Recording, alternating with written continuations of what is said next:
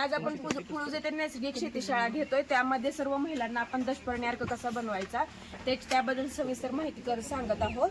आणि यासाठी आम्ही आज मका या पिकावर फवारणीसाठी दशपर्णी अर्क तयार केला आहे. दशपर्णी अर्क तयार करताना आम्ही कडुलिंबाचा पाला हा 5 किलो प्रमाणात घेतला आहे. तो एका आपण 200 लिटरच्या बॅरल मध्ये टाकून घ्यायचा. पण दशपर्णी करण्यासाठी सीताफळाचा पाला 2 किलो घेत आहोत. करंजीचा पाला 2 किलो. चालतंय. हां एरंडीचा पाला 2 किलो घेत आहेत. आता हे 2 घेतलं नाही 1 किलो घेतो. धत्र्याचा पाला 2 किलो घेतो. सगळ्यांनी पाला टाका. रोटीचा पाला दशपर्णीचा पाला 2 किलो घेतला आहे. गुळवेचा पाला 2 किलो घेतला. करजीचा पाला हां किलो घेतला. करजीचा पाला 2 किलो. देशी गायचं शेण 5 किलो घेतलं आहे. देशी गाईचं. देशी गायचं आणि गोमूत्र देशी गाईचं गोमूत्र आपण 5 किलो 5 लिटर टाकणार आहोत. लसूण आणि मिरचीचं पेस्ट आपण ह्यासाठी वापरत आहोत. लसूण आणि मिरची.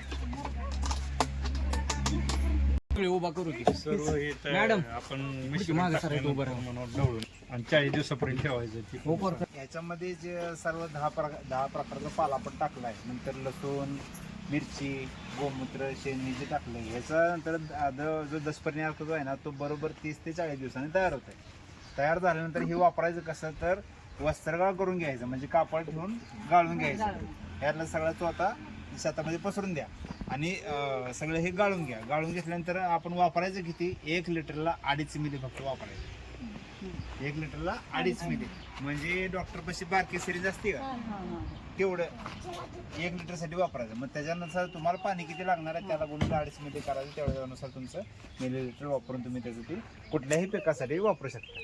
हा वापरताना कसं वापरायचं, मका पिकावर जर तुम्ही वापरणार असाल पेरणी झाल्यानंतर 15 दिवसानंतर, म्हणजे ज्यावेळेस मका 3 पानावर येते 3 ते 4 पानावर येते त्यावेळेस फवारणीच करायची आपल्याला. याची जमिनीत नाही सोडायची, फवारणीच करायची. हे खत नाही तयार केलं, हे आपण कीटकनाशक तयार केलेलं आहे.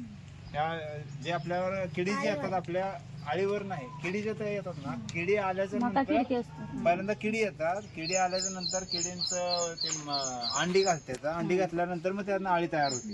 मग हे सगळे प्रोसेस होतो त्यावेळेस आपली किडी शेतात झाली नाही पाहिजे. ह्या सगळे उग्रवास आपल्या शेतामध्ये आपण सगळं टाकून द्यायचं. कुठली किडी आपल्या रानामध्ये येणार नाही, ह्यासाठी हा दशपर्णी अर्काचा वापर करायचा.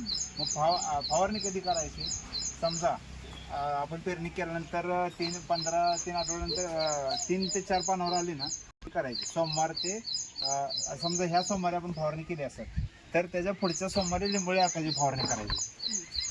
ठीक आहे.